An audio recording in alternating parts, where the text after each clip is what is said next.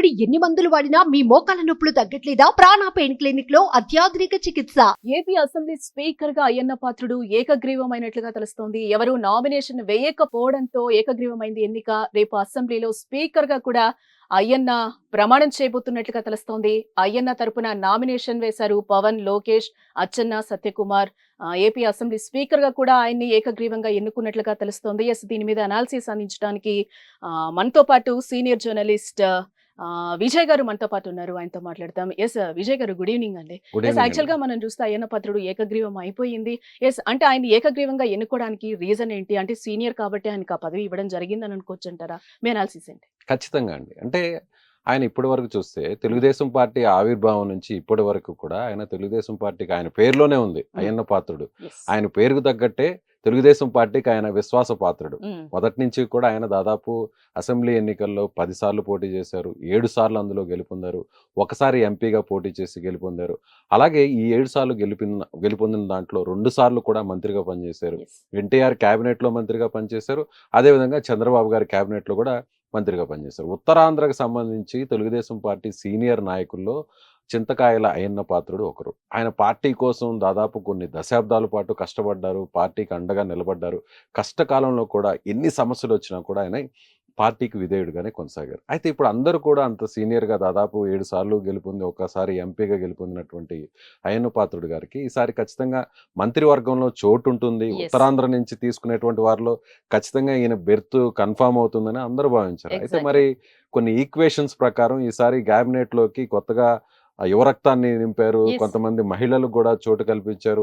అదేవిధంగా అక్కడ జనసేన పార్టీకి, బీజేపీకి కూడా అక్కడ అవకాశం కల్పించారు. సో ఈ ఈక్వేషన్స్ అన్ని కూడా చూస్తే అయ్యన్న పాత్రుడు గారు ఆయనకు ఖచ్చితంగా మంత్రివర్గంలో చోటు ఉంటుందని అందరూ భావించినప్పటికీ కూడా అయితే ఆయన అనుభవానికి తగ్గట్టు, ఆయన పార్టీ విధేయతకు తగ్గట్టు ఒక గౌరవాన్ని ఇవ్వాలి అని భావించినటువంటి తెలుగుదేశం పార్టీ అధినేత చంద్రబాబు నాయుడు గారు ఆయన ఖచ్చితంగా స్పీకర్ పదవి అయితే సముచిత స్థానం అని భావించి ఆ పదవిలోకి ఆయన ఎన్నిక ఆల్మోస్ట్ అయిపోయింది. ఏకగ్రీవం అయిపోయారు. అంటే అందరూ కూడా ఊహించారు. దాదాపుగా 4-5 రోజుల నుంచి కూడా చింతకాయల అయ్యన్న పాత్రుడే స్పీకర్ అవుతారని కూడా అందరూ భావించారు. అందుకు తగ్గట్టే ఇవాళ నామినేషన్ వేశారు. నామినేషన్ కార్యక్రమంలో కూడా కూటమికి సంబంధించినటువంటి ప్రధాన నాయకులందరూ కూడా లోకేష్ గారు, పవన్ కళ్యాణ్ గారు, నాదెండ్ల మనోహర్ గారు, అలాగే అచ్చెన్నాయుడు గారు, బీజేపీ పార్టీకి సంబంధించి మంత్రిగా ఉన్న సత్యకుమార్ గారు వీరందరూ కూడా స్వయంగా అక్కడికి వెళ్ళి అయ్యన్న పాత్రుడి గారికి సంబంధించినటువంటి నామినేషన్ దాఖలు చేశారు.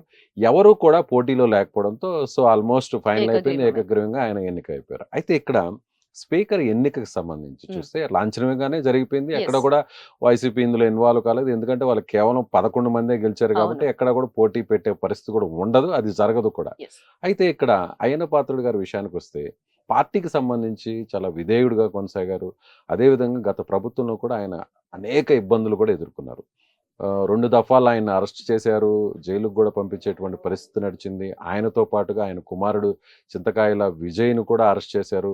ఆయన ఇంట్లో నిద్రపోతున్నటువంటి సమయంలో అనుకుంటా బహుశా పోలీసులు గోడ దూకి మరి చిన్న విషయంలో అంటే ఆ కేసు కూడా అది పెద్ద కేసు కాదు. ఎందుకంటే ఒక పంట కాలంను ఆక్రమించి ఆయన ఒక ప్రహరీ కూడా ఆయన ఇంటికి నిర్మించుకున్నారు. అది సరైనటువంటి పత్రాలు లేవు. ఆయన దాన్ని ఆక్రమించి మరీ కట్టుకున్నారు కాబట్టి ఆ విషయంలో ఆయన అరెస్ట్ చేయాలని చాలా తీవ్రంగా ప్రయత్నించారు. కనీసం ఒంటి మీద చొక్కా కూడా వేసుకొనివ్వకుండా, అలాగే చెప్పులు కూడా వేసుకొనివ్వకుండా ఆ టైంలో అప్పుడు పోలీసులు చేసినటువంటి తీరంతా కూడా మనకు తెలిసిందే. ఆ తర్వాత కుటుంబ సభ్యులు కూడా ఆయన సతీమణి కూడా ఏడుస్తూ కూడా మాట్లాడారు మీడియా ముందుకు వచ్చి. ఆ తర్వాత కూడా అయ్యన్న పాత్రుడు గారు యువగళం సంబంధించినటువంటి పాదయాత్ర సభలో కూడా ఆయన కొన్ని తీవ్రమైనటువంటి విమర్శలు కూడా చేశారు. అయితే అప్పట్లో ఉన్నటువంటి పరిస్థితులంతా కూడా మనకు తెలిసిందే. ఎమ్మెల్యేలు, మంత్రులు ఎలాంటి వ్యాఖ్యలు, ఎలాంటి పదజాలాలు, ఎలాంటి ప్రసంగాలు అంతా కూడా కొనసాగించారో మనం ప్రత్యేకంగా చెప్పాల్సినటువంటి అవసరం లేదు. అయితే దానికి కౌంటర్గా సీనియర్ ఎమ్మెల్యేగా ఉన్నటువంటి అయ్యన్న పాత్రుడు గారు కూడా ఆయన కూడా అదే స్థాయిలో విరుచుకుపడ్డారు. అప్పట్లో కొంతమంది మంత్రుల మీద కూడా ఆయన కొన్ని పదజాలాలను వాడుతూ ఆయన కూడా కొంత ప్రసంగాన్ని కొంత వాడివేడిగా ఆయన స్పీచ్ని ఇచ్చారు. సో ఆ స్పీచ్లో కూడా కొంత అసభ్య పదజాలం ఉంది అంటూ కూడా వైసీపీకి సంబంధించినటువంటి నాయకులు కేసులు పెట్టారు. అప్పుడు కూడా ఈయన్ని అరెస్ట్ చేసేటువంటి పరిస్థితి నడిచింది. అయితే పోలీసులు ఈయన హైదరాబాద్ నుంచి బహుశా అక్కడ విశాఖపట్నానికి వచ్చేటువంటి క్రమంలోనే ఎయిర్పోర్ట్లోనే ఈయన అరెస్ట్ చేసి ఇక జైలుకు తీసుకువెళ్ళి రిమాండ్కి పంపించేటువంటి పరిస్థితుల్లో మరి ఎందుకో వెనకడుగు వేసినటువంటి వైసీపీ ప్రభుత్వం వెంటనే అక్కడ పోలీసులు నోటీసులు మాత్రమే 41A నోటీసులు మాత్రమే ఇచ్చి వెనక్కి వచ్చేసినటువంటి పరిస్థితి. అయితే ఇవన్నీ ఎందుకు చెప్తున్నానంటే, పార్టీకి విధేయంగా ఉన్నటువంటి వ్యక్తులకు తెలుగుదేశం పార్టీలో ఒక సముచితమైనటువంటి స్థానం ఉంటుంది అనే దానికి ఒక ఉదాహరణ అయ్యన్న పాత్రుడు గారు. ఎస్. సీనియారిటీ ఉన్నప్పటికీ కూడా 7 సార్లు ఎమ్మెల్యేగా గెలిచినప్పటికీ కూడా వయసు ఎక్కువగా ఉండడం, ఉమ్. దాంతో పాటుగా పార్టీ భవిష్యత్తు అవసరాల దృష్ట్యా యువ రక్తాన్ని మంత్రివర్గంలోకి తీసుకోవాలి. అదేవిధంగా మిత్రధర్మంలో భాగంగా ఉమ్. జనసేన పార్టీకి ఇప్పటికే ముగ్గురికి అవకాశం కల్పించినటువంటి పరిస్థితి. బీజేపీకి కూడా ఒకరికి అవకాశం కల్పించారు. మహిళలకు కూడా అవకాశం కల్పించారు. అన్నిటికంటే కూడా క్యాస్ట్ ఈక్వేషన్స్ ప్రాంతాల ఎస్. వారీగా తీసుకోవాల్సినటువంటి అవసరం ఉంది. ఇవన్నిటిని బేరీజ్ వేసుకున్నటువంటి తెలుగుదేశం పార్టీ కావచ్చు, తెలుగుదేశం అంటే అధినాయకత్వం ఒకటి కావచ్చు. విజయ్ గారు, అంటే గతంలో మీరు చెప్పినట్టు అయ్యన్న పాత్రుడు ఎలాంటి ప్రాబ్లమ్స్ ఫేస్ చేశారో కూడా వైసీపీ గవర్నమెంట్ లో ఉన్నప్పుడు మనం చూసాం కాబట్టి చర్యకి ప్రతిచర్య అంటూ ఉంటారు. ఉంటుందని అనుకోవచ్చు అంటారు. అంటే ఇక్కడ జానకి గారు ఒక విషయాన్ని మాత్రం చెప్పాలి. ఎందుకంటే గత ప్రభుత్వం అది చేసింది కాబట్టి, గత పార్టీ అది చేసింది కాబట్టి, మనం కూడా దెబ్బకు దెబ్బ, ముల్లుకు ముల్లు, పంటికి పన్ను ఇలాంటివి చేస్తూ పోతే రాజకీయాలు అనేవి హుందాగా ఎగ్జాక్ట్లీ. ఉండవండి. ఎందుకంటే గత ప్రభుత్వం చేసినటువంటి దుశ్చర్యలు కావచ్చు, వారు వాడినటువంటి పదాజాలం కావచ్చు, మాట్లాడినటువంటి తీరు కావచ్చు, ఇవన్నీ ప్రజలు గమనించారు కాబట్టి వారికి బుద్ధి చెప్తూ 151 స్థానాల్లో గెలిచినటువంటి వైసీపీకి కేవలం 11 స్థానాలు ఇచ్చారంటే, మళ్ళీ అదే విధంగా తెలుగుదేశం పార్టీ కానీ, లేదంటే కూటమి ప్రభుత్వం కానీ అలాంటి విధంగానే అలాంటి చర్యలతోనే ముందుకు వెళ్తే మాత్రం అది ఎవరు సహించరు. దాన్ని ఆ విధంగా ముందుకెళ్తారని అయితే మాత్రం నేనైతే అనుకోవట్లేదు. ఎస్. అంటే ఎందుకంటే ఏపీ గవర్నమెంట్ వచ్చిన తర్వాత, అదే మనకి కొత్త ప్రభుత్వం కొలువుదీరిన తర్వాత కూడా సీఎం చంద్రబాబు అయితే ఒకటి చెప్తున్నారు. అంటే రాజకీయాలకు అతీతంగా yes, కక్ష సాధింపు రాజకీయాలు అయితే చెయ్యొద్దు, వాటికి ఫుల్ స్టాప్ పెట్టాలని కూడా ఈ రోజు కూడా అసెంబ్లీకి వచ్చే ముందు కూడా ఆయన చెప్పిన పరిస్థితి. అంటే వీటికి అన్నింటికి అదేనా? అంటే ఇక్కడ స్పీకర్ పదం అనేది చాలా హుందాగా ఉండాల్సినటువంటి అవసరం ఉంది. Mm. అది పార్టీకి సంబంధించినటువంటి గతంలో ఒక సాంప్రదాయం కూడా ఉండేది. Yes. ఎందుకంటే ఏ పార్టీకి సంబంధించినటువంటి వ్యక్తి అయినా కూడా స్పీకర్ పదవికి ఎన్నికైనప్పుడు ముందు ఆ పార్టీ పదవికి సభ్యత్వానికి కూడా రాజీనామా చేసి ఆ తర్వాత స్పీకర్గా ఆ పదవిని అధిరోహించేవారు. Ah. కానీ కాలక్రమేణా పార్టీలో కొంతమంది కొనసాగుతున్నారు, ఆ పదవిని కూడా అధిరోహిస్తున్నారు. ప్రీవియస్గా ఒకసారి మనం తెలుగుదేశం ప్రభుత్వంలో కానీ చూసినట్లయితే చంద్రబాబు గారి హయాంలో ఆయన ముఖ్యమంత్రిగా ఉన్నటువంటి టైంలో చాలామంది హుందాగా వ్యవహరించారు. యనమల రామకృష్ణుడు గారు ఆయన గతంలో స్పీకర్గా పనిచేశారు. ఆ తర్వాత ఆర్థిక మంత్రిగా చాలా కాలం పాటు పనిచేశారు. తెలుగుదేశం పార్టీలో కూడా కీలక నాయకుడు. ఆ తర్వాత ప్రతిభా భారతి గారు మహిళలకు అవకాశం ఇవ్వాలంటూ కూడా ఆమెకు కూడా అవకాశం ఇచ్చినటువంటి పరిస్థితి. ఆమె ఆ టైంలో పార్టీ పదవికి సభ్యత్వానికి రాజీనామా చేసి ఆ పదవిని అధిరోహించారు. ఇకపోతే రీసెంట్గా 2014లో రాష్ట్ర విభజన జరిగిన తర్వాత మళ్ళీ తెలుగుదేశం ప్రభుత్వంలో అప్పుడు స్పీకర్గా ఎన్నికైనటువంటి వ్యక్తి సీనియర్ నాయకులు ఇప్పుడు ఏ విధంగా అయితే పార్టీకి లాయల్గా ఉన్నటువంటి అయ్యన్న పాత్రుడు గారు ఉన్నారో అదే స్థాయిలో గతంలో మంత్రిగా పనిచేసినటువంటి సీనియర్ నాయకుడైన కోడెల శివప్రసాద్ గారు కూడా అప్పుడు కూడా ఆయన స్పీకర్గా పనిచేశారు. అయితే ఆయన కూడా ఒక ఫైర్ బ్రాండ్గా ఉన్నారు. ఫైర్ బ్రాండ్గా ఉన్నప్పటికీ కూడా ఆ పదవిలోకి వచ్చిన తర్వాత ఆయన చాలా హుందాగా వ్యవహరించారు. సీనియర్గా ఉన్నప్పటికీ కూడా తెలుగుదేశం పార్టీ నాయకులకి ఎంత అవకాశం ఇవ్వాలి, ఎమ్మెల్యేలకు ఎంత అవకాశం ఇవ్వాలి, అదే స్థాయిలో ఆ ఈక్వేషన్ ప్రకారం అప్పట్లో కూడా వైసీపీ ప్రభుత్వం వైసీపీ పార్టీకి 62 మంది ఎమ్మెల్యేలు ఉన్నారు. వారికి కూడా అదే స్థాయిలో అవకాశం ఇచ్చినటువంటి పరిస్థితి. అయితే ఆ తర్వాత మారిన తర్వాత తమ్మినేని సీతారాం గారు అదే ఉత్తరాంధ్ర ప్రాంతానికి శ్రీకాకుళం జిల్లాకు సంబంధించినటువంటి నాయకుడు, ఆయన కూడా ఆ పదవిలో ఉంటూ కొన్ని చేసినటువంటి వ్యాఖ్యలన్నీ కూడా మనం చూసాం. కానీ మళ్ళీ అదే పందాను ఈయన కొనసాగిస్తే అది ఎవరు కూడా ఒప్పుకోరు. అది చట్టసభల్లో ఆ సభకు ఆ పదవికి గౌరవం ఇవ్వాల్సినటువంటి అవసరం ఖచ్చితంగా ఉంది. నేనైతే మాత్రం అయ్యన్న పాత్రుడు గారు హుందాగా వ్యవహరించాలి. గతంలో ఆయన చేసినటువంటి వ్యాఖ్యలు కావచ్చు, పదజాలం, కౌంటర్స్ ఇవన్నీ కూడా పక్కన పెట్టి స్పీకర్ పదవికి ఒక గౌరవం తీసుకురావాలని నేనైతే మాత్రం కోరుకుంటున్నాను. చంద్రబాబు నాయుడు గారు కావచ్చు, అలాగే పవన్ కళ్యాణ్ గారు కావచ్చు, వీరిద్దరు కూడా ఒకటే మాట చెప్తున్నారు. కక్ష సాధింపు అనేది ఉండదు, తప్పు చేసిన వారికి శిక్ష మాత్రమే పడుతుంది అనేటువంటి వ్యాఖ్యలు కూడా చేశారు. పవన్ కళ్యాణ్ గారు ఏ స్థాయిలో ఆయన విరుచుకుపడ్డారో మన ప్రచారంలో చూసాం, ఏ స్థాయిలో కౌంటర్లు ఇచ్చారో కూడా చూసాం. కానీ గెలిచిన తర్వాత నుంచి కూడా పవన్ కళ్యాణ్ గారు చాలా హుందాగా వ్యవహరిస్తున్నారు.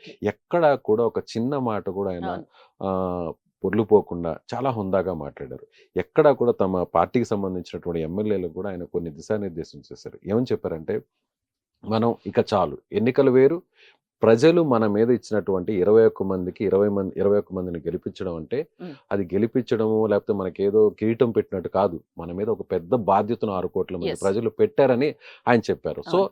ఇవన్నీ కూడా చూస్తే చంద్రబాబు గారు కావచ్చు, లేదంటే పవన్ కళ్యాణ్ గారు కావచ్చు, లేకపోతే బీజేపీకి సంబంధించినటువంటి నాయకులు కావచ్చు, వీరందరూ కూడా 3 పార్టీలు కూడా ఖచ్చితంగా సభను హుందాగా నడిపిస్తారని చెప్పాలి. అందుకు కారణం ఇవాళ జరిగినటువంటి ఒక సంఘటన. ఉమ్, ఎందుకంటే జనరల్‌గా ప్రతిపక్ష హోదాలోకి జగన్మోహన్ రెడ్డి రాలేదు. yes. ఎందుకంటే 175 మంది ఎమ్మెల్యేలు ఉన్నటువంటి ఏపీ అసెంబ్లీలో ప్రతిపక్ష హోదా రావాలంటే కనీసం 18 మంది ఎమ్మెల్యేలు ఆ పార్టీ గెలుపొందాలి. అవును. అయితే కేవలం 11 మంది మాత్రమే గెలుపొందారు కాబట్టి ప్రతిపక్ష హోదా వచ్చే పరిస్థితి లేదు. సో జగన్మోహన్ రెడ్డి గారు అందరితో సమానంగానే సాధారణమైనటువంటి ఎమ్మెల్యేలు ఆల్ఫాబెటికల్ ఆర్డర్లో నడిచింది. ఇంగ్లీష్ ఆల్ఫాబెటికల్ ఆర్డర్లో వరుస క్రమంలో Yes. వారికి ఉన్నటువంటి పేర్లను బట్టి వచ్చేటువంటి ఆ లెటర్ని బట్టి అక్షరాన్ని బట్టి పిలుస్తూ రావాలి. ముందుగా చంద్రబాబు నాయుడు గారు, ఆయన ఎట్లాగో సీఎంగా ఉన్నారు కాబట్టి ఆయన, ఆ తర్వాత డిప్యూటీ సీఎంగా ఉన్నటువంటి పవన్ కళ్యాణ్ గారు, ఆ తర్వాత మంత్రులు, ఈ 25 మంది కూడా ప్రమాణ స్వీకారం చేసిన తర్వాత మహిళలకు ప్రాధాన్యతనిస్తూ మహిళలు ప్రమాణ స్వీకారం చేయాలి ఎమ్మెల్యేలుగా. అయితే వైసీపీ ఎమ్మెల్యేలు 10 మంది కూడా తెలుగుదేశం పార్టీ అధినాయకుడు కావచ్చు, సీఎం కావచ్చు, లేదంటే శాసనసభకు సంబంధించినటువంటి అధికారులు కావచ్చు, ఒక విన్నపాన్ని చేశారు. ఏమని చేశారంటే జగన్మోహన్ రెడ్డి గారికి మంత్రివర్గం ప్రమాణ స్వీకారం అంటే మంత్రులుగా ఉన్నటువంటి వారు ఎమ్మెల్యేలుగా ప్రమాణ స్వీకారం పూర్తయిన తర్వాత అవకాశం కల్పించండి. అదేవిధంగా జగన్మోహన్ రెడ్డి గారి వెహికల్ని లోపలి వరకు అసెంబ్లీ ఆవరణ వరకు ఇవ్వండి, అనుమతిని ఇవ్వండి అంటూ కూడా ఒక రిక్వెస్ట్ చేశారు. చేసిన వెంటనే శాసనసభ వ్యవహారాల శాఖ మంత్రిగా, ఆర్థిక మంత్రిగా ఉన్నటువంటి పయ్యావుల కేశవ్ గారికి చంద్రబాబు గారు, ఆ పార్టీకి సంబంధించినటువంటి కూటమి నేతలు ఒక డైరెక్షన్ ఇచ్చారు. సో ఖచ్చితంగా వారు చేసినటువంటి విజ్ఞప్తిని మన్నించండి. జగన్మోహన్ రెడ్డి గారికి ఎమ్మెల్యేలలో చేసేటువంటి ప్రమాణ స్వీకారంలో ఫస్ట్ ప్రయారిటీ ఇవ్వండి. మంత్రుల తర్వాత ఫస్ట్ ప్రయారిటీ అంటే దానికి తగ్గట్టుగా మనం చూసాం. మంత్రులందరూ కూడా అయిపోయిన వెంటనే జగన్మోహన్ రెడ్డి గారు ప్రమాణ స్వీకారం చేశారు. అయితే ఆయన ఎక్కువసేపు సభలో ఉండలేదు. ఆయన పేరు పిలిచేటువంటి సమయంలో మాత్రమే ఆయన వచ్చారు. దానికంటే ముందు ఆ పార్టీ కేటాయించినటువంటి ఆ ఛాంబర్లో ఎమ్మెల్యేలతో ఎమ్మెల్సీలతో ఆయన సమావేశమయ్యారు. ఆ తర్వాత నేరుగా ఆయన పేరు పిలిచిన వెంటనే సభలోకి వచ్చారు. సభలోకి వస్తూ ఆయన కూడా కొంత హుందాగానే వ్యవహరించారు. ఆయన కూడా అందరికీ నమస్కరించుకుంటూ నేరుగా అక్కడికి వెళ్ళారు, ప్రమాణ స్వీకారం చేశారు. చేసిన తర్వాత కొద్దిగా ఇష్యూ అయినా కూడా ఆయన సభలో కొద్దిగా అంటే జనరల్ గా జరుగుతుంటాయంటే ఎన్నికలు అయిపోయిన వెంటనే, ఫలితాలు వచ్చిన వెంటనే అందరూ కొంత ఎమోషన్స్ గా ఉంటారు. అసెంబ్లీ ఆవరణలో కొంతమంది పార్టీకి సంబంధించినటువంటి అభిమానులు, కార్యకర్తలు, వాళ్ళు కూడా కొంతమంది ఎమ్మెల్యేలు, మంత్రులతో వచ్చిన అనుచరులు ఉంటారు.